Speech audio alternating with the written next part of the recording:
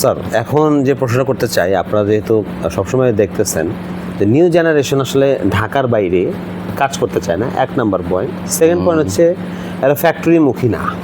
এখন আমি যেটা দেখি, আমি যে ছাত্রদের নিয়ে কাজ করি, তারা আসলে স্যার জানেই না যে এখানে এত সুন্দর ফ্যাক্টরিগুলো আছে। তো এই ক্ষেত্রে স্যার কি করণীয় হইতে পারে, যে ওরাই বা কেন ফ্যাক্টরিমুখী হবে, বা ফ্যাক্টরি এন্ডে আসলে কি কাজ করা যাইতে পারে যে ওরা ফ্যাক্টরির দিকে আসে? আপনার কি অভিমত? আসলে এখানে মেইন ব্যাপারটা হলো যে অনেকগুলো ব্যাপার কাজ করে। তো এখানে যেমন আগে যেমন ফ্যাক্টরিগুলা, মানে আমরা যদি আমাদের সময়ের কথা কিংবা তারও আরেকটু পরের যদি বলি, যে আগে যে ফ্যাক্টরির যে স্ট্রাকচার ছিল, ফ্যাক্টরির যে মানে এনভায়রনমেন্ট ছিল, এনভায়রনমেন্ট ছিল, সেটা একটু ডিফারেন্ট ছিল। এখন কিন্তু তুমি দেখো, আমরা কিন্তু কমপ্লায়েন্স ফ্যাক্টরি, 100%। আমাদের কিন্তু সিওসিগুলো, আমাদের স্ট্যান্ডার্ডগুলো, কিন্তু আমাদের যত পলিসি আছে সব কিন্তু আমাদের বাইরের যে কোম্পানি, যেমন আজকে আমি মিটিং করলাম কিয়াবির সঙ্গে, আচ্ছা, বেশি করলাম, তো ওদের সিওসিটা আপডেট করছে এটা নিয়ে। তো এগুলো আমরা কিন্তু ইনফ্যাক্ট লেবার ল এবং ওদের যে সিএসইউ আছে এটার কন্ট্রাস্টে কিন্তু আমাদের অর্গানাইজেশনগুলো আমরা চালাই, এর বাইরে কিন্তু আমরা যেতে পারি না।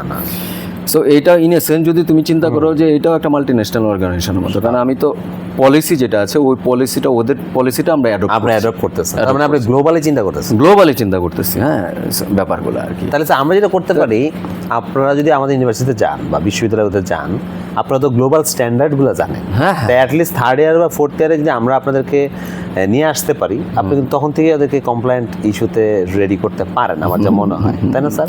সরি, আপনি বলেন স্যার, ইন্টারাপ্ট করলেন। না, কোনো সমস্যা নেই। তো তুমি যেটা বললো যে ওরা কেন আসতেছে, এটা হলো যে ওরা একটু মানে মেইন ব্যাপারটা হলো ফ্যাক্টরি ভাবে যে একটু গরম, কিংবা ফ্যাক্টরিতে একটু ডাস্ট, কিংবা অন্যভাবে কাজ করতে হয় আর কি, মানে সেটা তো ওরা একটু থাকে আর কি, স্বাভাবিক। প্লাস গার্জিয়ান কিংবা ওরা নিজেরাও ভাবে যে এত দূর যাব, এখন তো আসলে কমিউনিকেশন খুব ভালো হয়ে গেছে না স্যার? আমি তোমাকে বলি, আমি তো এখান থেকে আগে আমি এক সময় যখন এই যে এলিভেটেড কিংবা কিছু ছিল না, হাইওয়ে এক্সপ্রেসটা হলো, তার আগে তো it took around 7 to 8 hours to sign in and out in the office. আর এখন আমার যেটা হয়, এখন আমি খুব ইভেন আমি গুলশানেও মাঝে মাঝে যাই, আমাদের কর্পোরেট অফিস। আমি গুলশান থেকে আমার বাসা মোহাম্মদপুরে যতটুকু সময় না লাগে, আমি গাজীপুরে এসে আমি তার আগে চলে যাই। কমিউনিকেশন এখন চমৎকার হয়েছে, অনেক চেঞ্জ হয়েছে।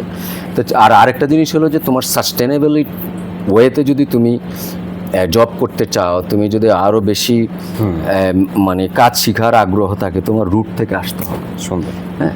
সো তুমি এই যে যেমন তুমি এখন বুয়েটের